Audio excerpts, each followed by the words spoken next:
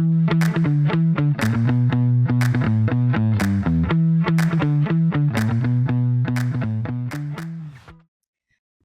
everyone. I'm Wendy Liebman, CEO and Chief Shopper at WSL Strategic Retail, and this is Future Shop. Well, actually, it's Cloud Chat with my partner in crime and all things cloud, Justin Honaman. I always have to squint at his title because it's like worldwide, head of the world. Worldwide retail, consumer goods, I work in those industries, yeah. Everything. Hello, Justin. Lovely to see you. You too. I'm glad we were able to make this work. We've been trying to schedule this for a few weeks. So no, we've been so madly busy, both of us, wandering around all places. Actually, it's been helpful when we needed to pause for a minute, because I've spent quite a bit of time over the last few weeks on the road in Boston, Las Vegas, Chicago, all those exciting, New Jersey, exciting spots. And one of the things I've noticed in discussions with both CPG and retail senior executives is this sort of sense that, AI, but let's get over it, and not get over it in the sense that it's not a valuable thing and important for everybody to understand and use cases being developed, but that they feel like it's a tool, it's going to be helpful, but actually we can't just focus on AI for AI's sake, and they are onto bigger issues like volume, traffic. So, question for you, what are you hearing out there? Certainly, in both retail and consumer goods, continued interest in AI. Remember, we've talked about this on our previous episode, but AI encompassing now machine learning and generative AI and neural networks, all that kind of stuff. So there's no question also that the hype, the excitement, what is it? Tell me what this is. Why should I care? That was like last March through September, October. And then quite a few of our customers are using and leveraging and testing, if not already deploying capability, specifically around generative AI. And so now, I'd say the last couple of months, we've seen, in addition to that topic, it's led to new discussions around data. It's led to new discussions around personalization, around search for those retailers that have e-commerce platforms, around composable commerce, and what that looks like from a modernization perspective. On the CPG side, certainly a lot of focus on SAP and whether or not to move to RISE, which is kind of their ERP backend. So I'd say a lot of conversations with AI as either part of it or separate from, but I agree. And actually, generative AI took over the conversation for us and many others for several months, and now that's still a big part of the conversation, as well as things that we were talking about before. You had been talking about that a while ago, the sort of getting on with it, testing, experimenting in companies, training your people so they know what's going on. So you've been, as you often are, ahead of that curve because you're so talking to so many people.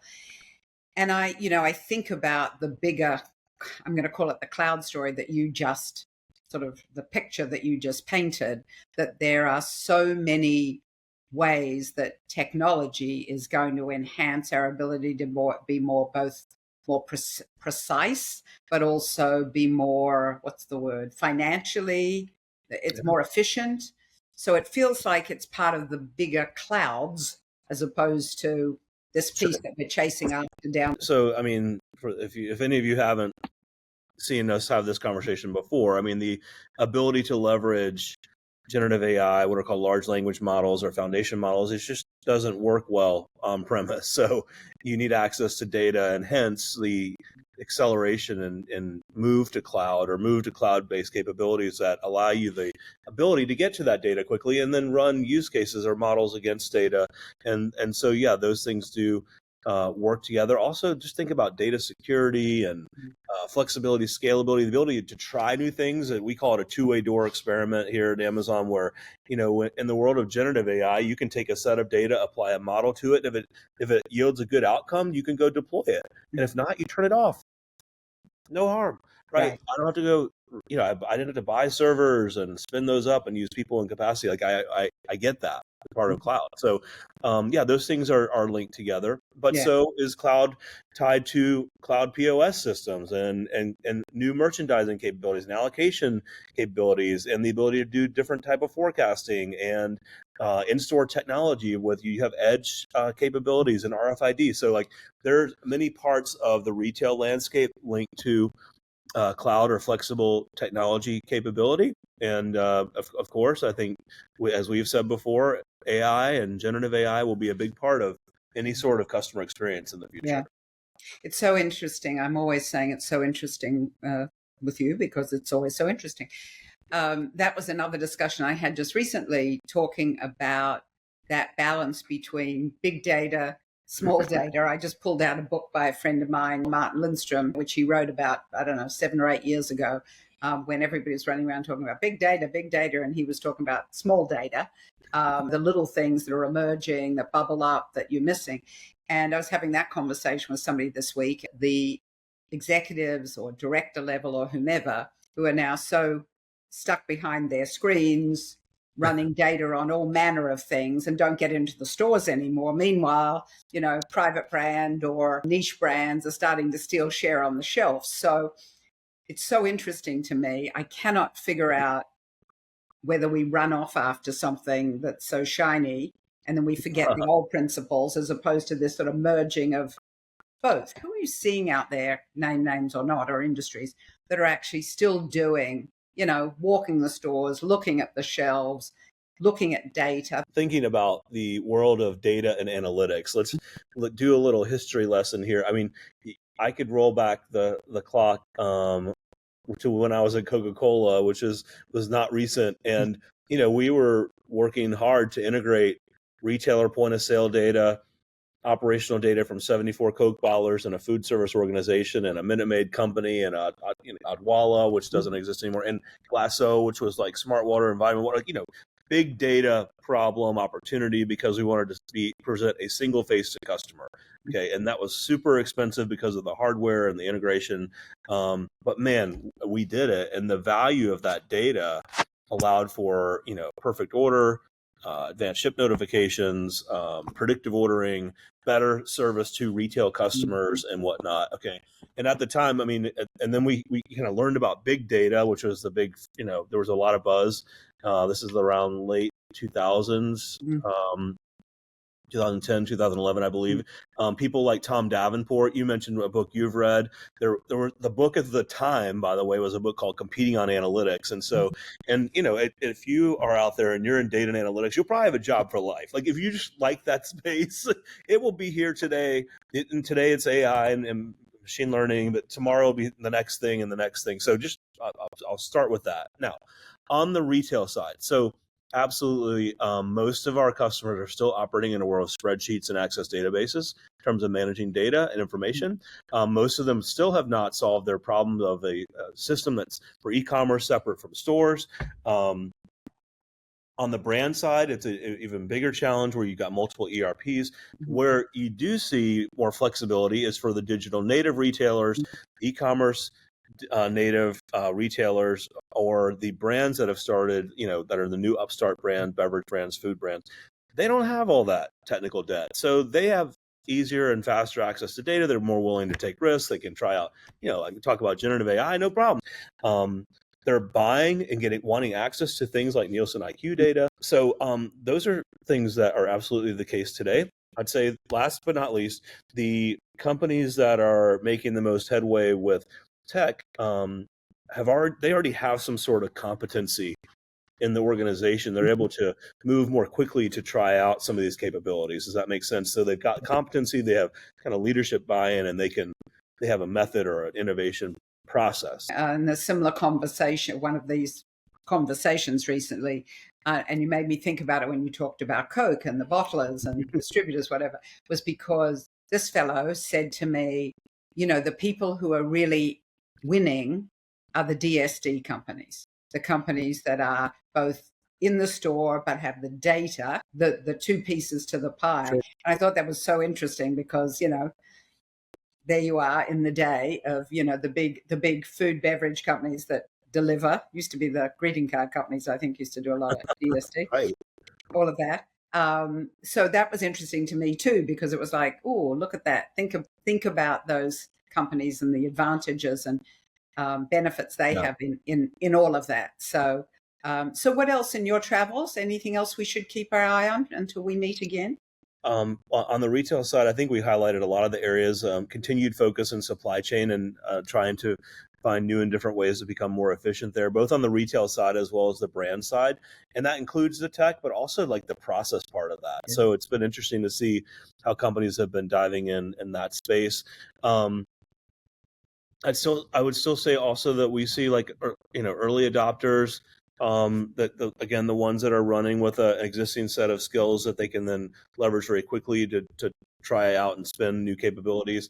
A lot of interest in, hey, around the hype of AI, like show us what's real, like show us what customers are doing, or what do you guys have at Amazon that we can leverage? How does it work? A lot of those types of conversations, but also like what's ideal. It doesn't really work. It will one day. It's kind of, we're still ahead of the game on some of that.